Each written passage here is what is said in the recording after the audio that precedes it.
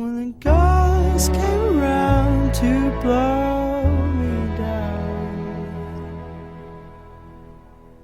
Held on his I love JC since the moment I saw her. I've loved her more and more as the days go by. held on his tongue. When I met Jeff, I had a choice between moving away or staying with him. And I knew then, as I know now, that choosing him was the best decision I've ever made. She's my best friend, and I'm absolutely infatuated with her. And I can't wait to spend the rest of my life with her. She's the best thing that happened to me.